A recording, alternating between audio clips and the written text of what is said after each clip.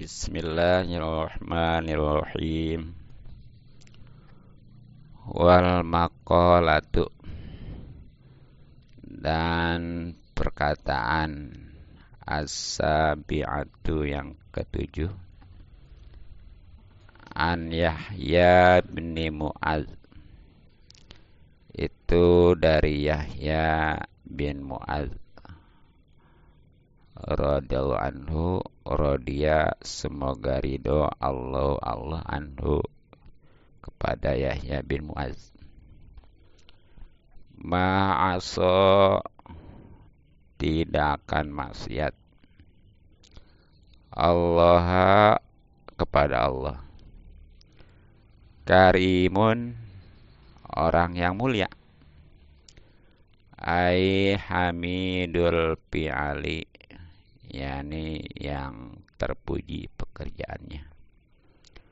Wahwa, yaitu mayukrimu, orang yang memuliakan nafsahu, dirinya, bitakwa, dengan takwa, wabil ihtirasi, dan waspada atau menjaga, menghindari, anil ma'asi, daripada kemaksiatan. Wala asaro, dan tidak memilih dunia akan dunia. Aila qaddamaha, yakni tidak akan mendahulukan dunia.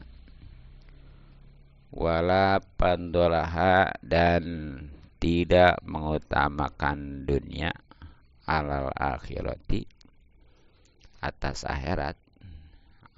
Hakimun, orang yang bijaksana. Musibun, yakni yang benar. Bi'apalihi, pada pekerjaan-pekerjaannya. Wahwa, yaitu man yamna'u, orang yang mencegah nafsahu, dirinya, min mukhalafati aklihi, dari menentang akalnya, as-salimi, yang selamat. Jamaah majelis salim hadanallah. Jadi makalah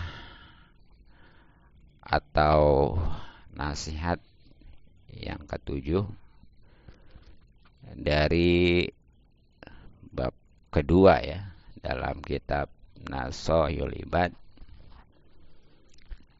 itu dari Yahya bin Mu'adz.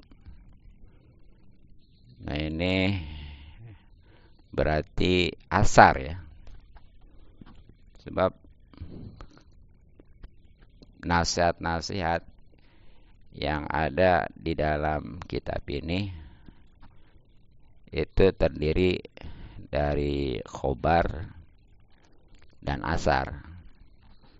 Kalau khobar mah sabda Rasulullah sallallahu alaihi wasallam atau hadis ya. Kalau asar mah perkataan para sahabat atau tabi'in. Jadi perlu diketahui ya, di dalam Islam ada Al-Quran, ada hadis qudsi, ada hadis Nabi, ada asar, dan ada qaul ya. Kalau Al-Quran itu lafaz dari Allah, redaksinya, makna atau arti juga dari Allah, dan jadi mukjizat. Makanya nggak boleh sembarangan untuk megang, nggak boleh lah bagi yang punya hadas kecil ya. Ya bahkan nggak boleh ngebacanya bagi orang yang hadas besar. Bahkan Al-Quran itu kemuliaannya luar biasa. Sampai-sampai mestinya mah itu benar-benar ya dijunjung. Nah, makanya wajar kalau orang-orang yang betul-betul hafal Quran itu dimuliakan gitu ya. Itu Al-Quran. Nah, yang kedua tadi hadis kursi ya. Hadis kursi itu sebenarnya mah lafadznya, redaksinya dari Allah juga. Bahkan maknanya, artinya. Tapi nggak jadi mujizat. Dan nggak ada di Al-Quran. Botak sariawan nggak ada. Nah, makanya dia mah walaupun punya hadas megang nggak apa-apa. Hadas kecil. Bahkan seandainya punya hadas besar baca nggak masalah. Ya tapi kan istilahnya adab ya. Jangankan istilahnya kalamullah. Walaupun itu bukan Al-Quran. Hadis Nabi aja bahkan kita fikih. Itu baiknya mah kita dalam keadaan suci ya. Baik dari hadas kecil. Lebih-lebih hadas besar gitu. Ya baiknya gitu. Adabnya. Nah itu hadis kursi. Jadi dia mah orang punya ya, hadas kecil megang nggak apa-apa. Ya, bahkan tadi walaupun punya hadas besar nggak baca nggak masalah. Gitu.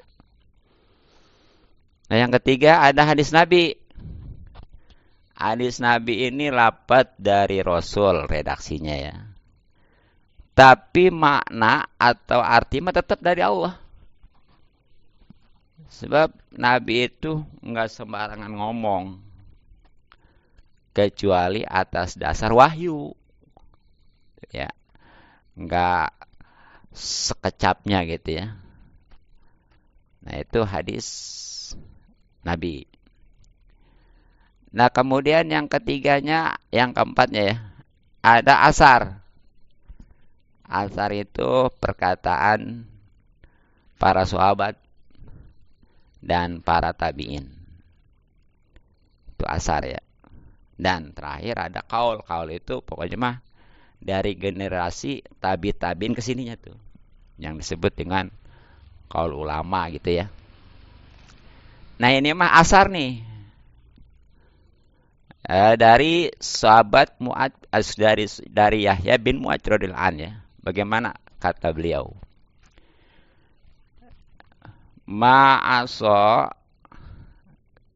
Ma'asallah karimun tidak akan maksiat kepada Allah orang yang mulia. Jadi orang yang mulia mah nggak bakal maksiat. Makanya kalau orang yang maksiat berarti hina gitu aja. Nah maksudnya orang yang mulia itu siapa? Di sini dijelaskan oleh Syekh Nawawi Al-Bantani ya. Jadi dalam kitab Nasul Ibad itu kalau yang kurung itu ke arah apa namanya Ibnu Hajar Al-Asqalani. Kalau yang di luar kurung itu Syekh Nawawi Al-Bantani ya. Jadi pengertian mulia ini dijelaskan oleh Syekh Nawawi bahwa ialah hamidul fi'al yang terpuji pekerjaannya, ya khususnya wahwa man yukrimu nafsahu bitaqwa wabil ihtirasi anil masi. Itu orang yang memuliakan dirinya dengan ketakwaan dan waspada atau menghindari daripada kemaksiatan-kemaksiatan. Itu orang yang mulia yang enggak bakal maksiat kepada Allah. Tuh, jadi pengertiannya lah pokoknya orang mulia mah definisinya mah dia takwa gitu ya. Artinya takwa itu menjalankan segala perintah Allah dan menjauhkan larangannya. Dan dia waspada kepada kemaksiatan. Yang namanya kemaksiatan itu pasti lawanan daripada takwa ya. Jadi kalau takwa menjalankan segala perintah Allah, menjauhkan larangan. Kalau maksiat mah dibalik. Perintah Allah mah ditinggalin, larangan mah malah dikerjain. Ya, banyaklah contohnya. Jadi maksiat itu bukan karena dia mengerjakan yang diharamkan saja, termasuk meninggalkan kewajiban juga sama itu maksiat. Nah, apa sebabnya? Kalau orang yang bertakwa itu mulia ya. Sebaliknya kalau orang yang maksiat itu hina, naudzubillah. Karena memang keuntungan-keuntungan takwa itu banyak.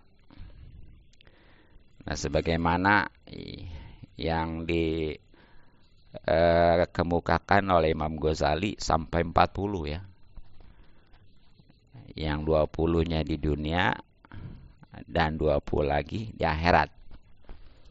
Nah, di antaranya nih ya, orang yang bertakwa itu insya Allah dia langsung mendapat pujian bahkan balasan dan karunia dari Allah. Satu.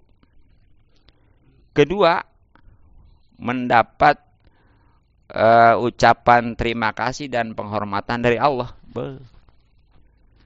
Kita diucapin terima kasih sama dan dihormati sama orang juga makhluk ya, udah luar biasa, apalagi sama Allah.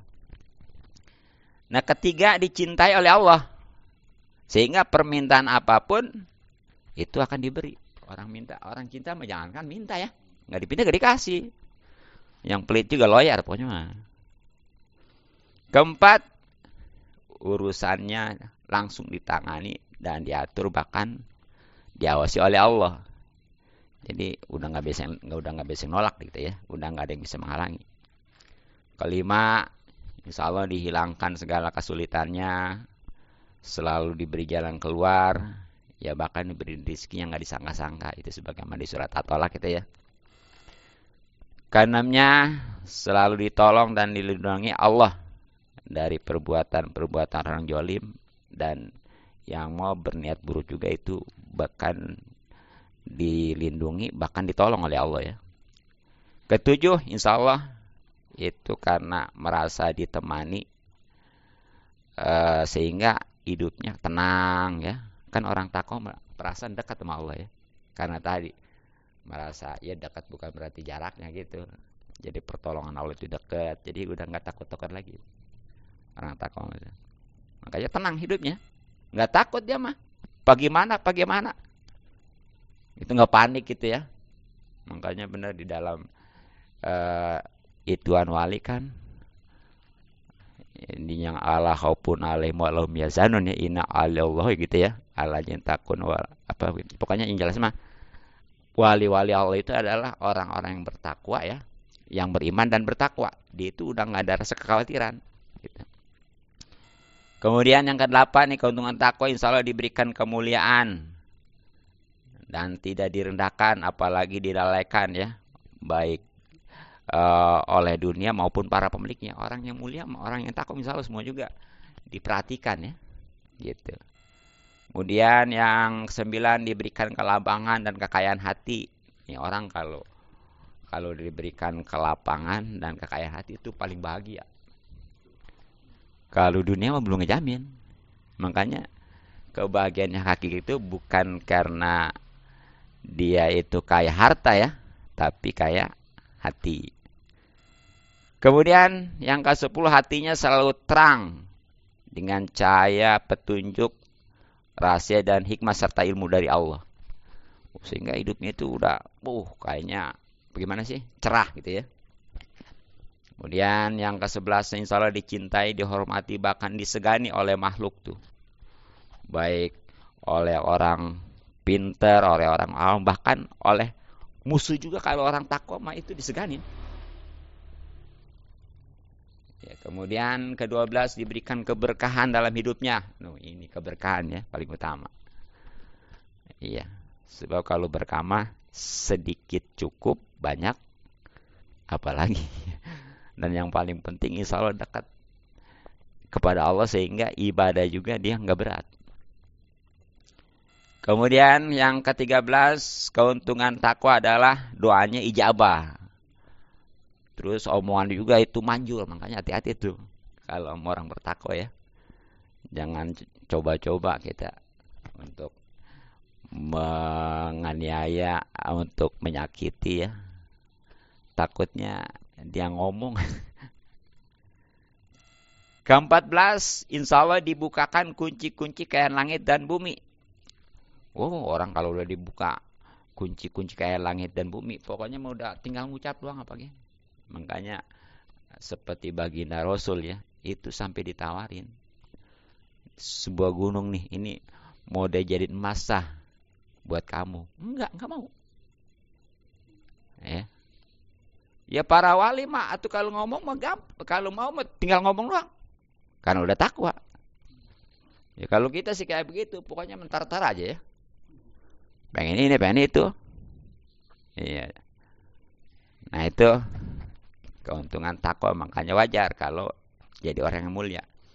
Nah kemudian sebaliknya nih, kalau maksiat naudzubillah ya, ini akibatnya ya di samping dia nggak dapat tuh tadi yang 10-14 poin khususnya, walaupun tadi menurut Imam Ghazali itu sampai 40, 20 di dunia, 20 di akhirat. Juga nih, akibat daripada berdosa, maksiat ya, itu satu menghalangi untuk mendapatkan ilmu, bebel. Dinasihatin juga susah. Gitu ya. Kedua, rezeki juga seret. Seret rezeki. Nah terus katanya, kalau itu ada orang, padahal dia maksiat aja, tapi kok hidupnya mewah aja gitu ya, subur aja, itu mah istidraj, sungkunan, naudzubillah. Kemudian akibat dari maksiat ya, urusannya juga itu sulit, susah aja. Ya. Kemudian jauh dari Allah. Nah, kita kan sangat butuh Allah ya, sebab segala-galanya ini yang maha kuasa adalah Allah. Sangat disayangkan kalau kita jauh dari Allah. Kemudian juga jauh dari orang baik. Oh, celaka juga kalau orang jauh dari orang baik. Sebab kan kalau kita dekat, kalau jauh dari orang baik, berarti yang dekat orang jahat. Kalau orang jahat yang dekat gini. Ketika kita berbuat baik sama dia diajak. Lah, so suci gitu ya. Dibully gitu bahasanya.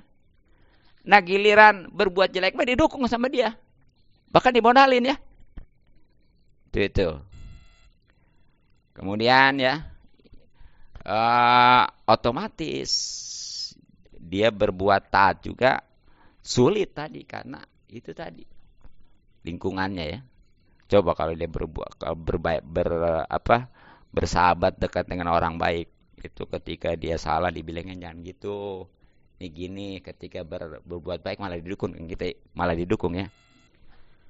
Kemudian juga keakibat daripada maksiat itu adalah memperpendek umur dan keberkahan.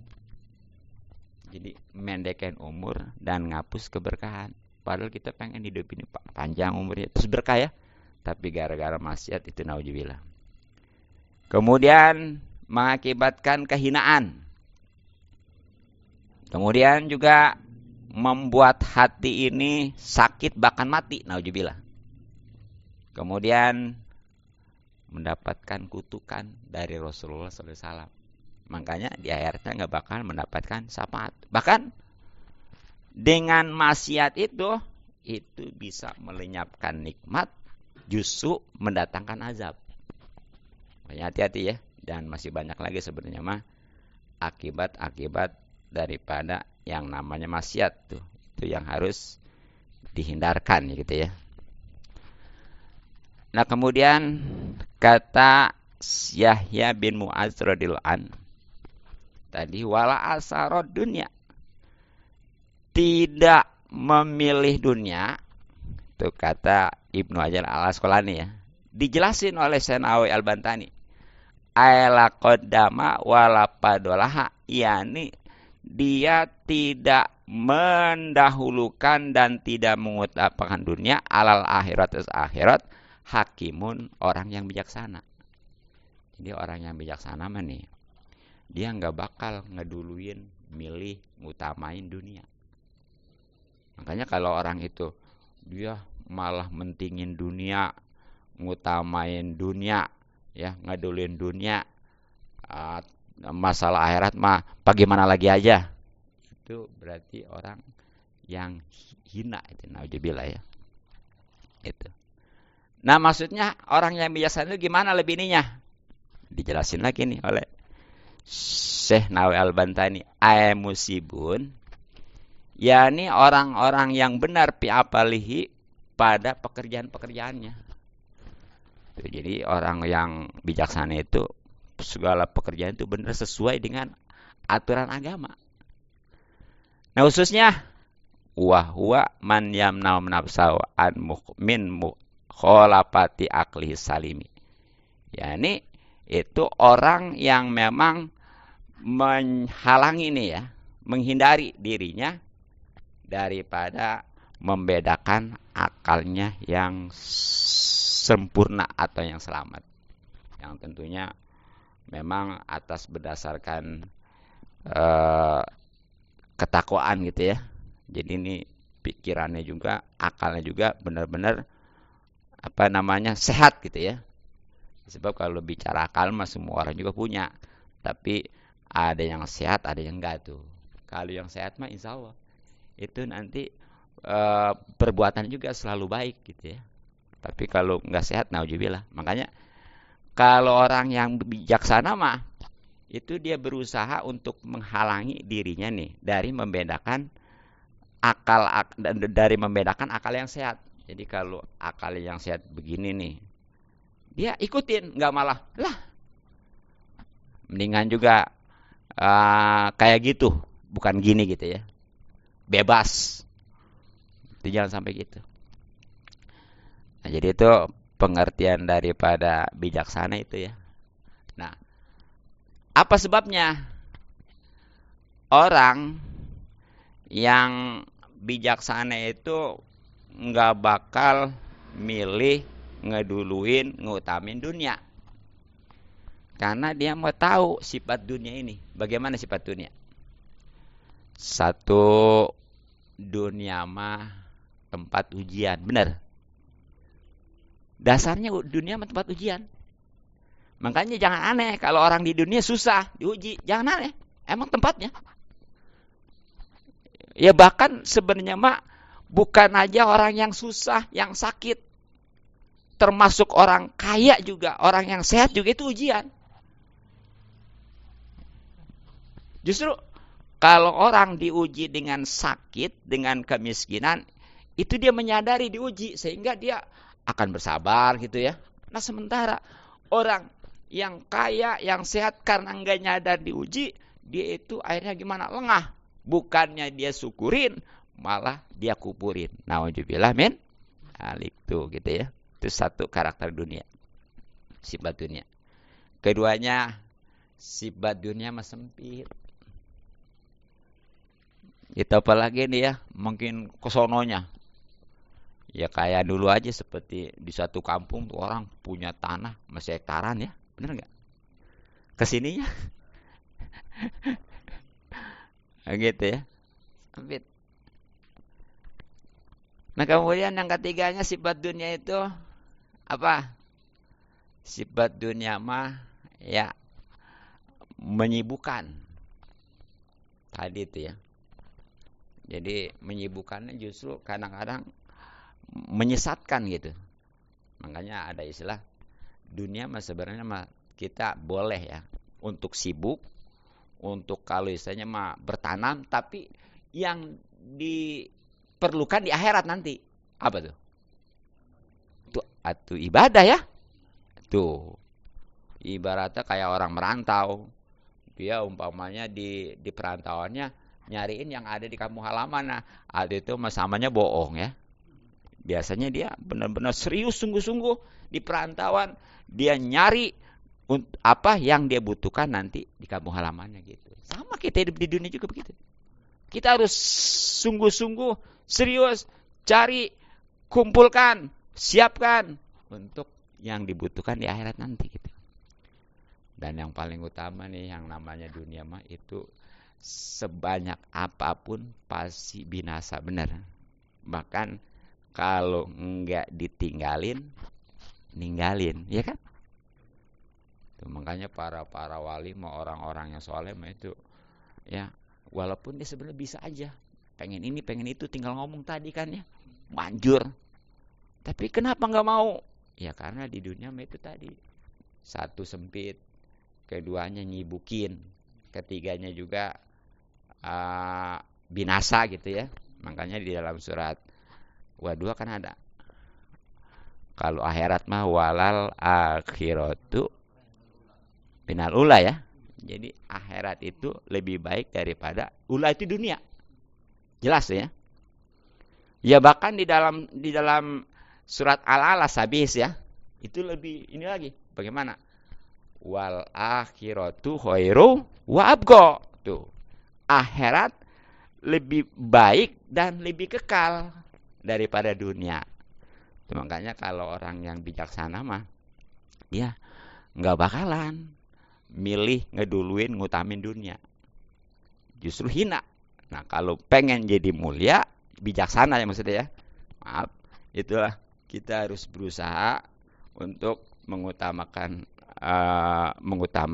memprioritaskan dan mendahulukan akhirat insya Allah. Nah, mungkin itu aja untuk kajian nasihat ya. Ya, untuk kita semua khususnya saya pribadi. Mudah-mudahan manfaat. Wallahu a'lam bishawab.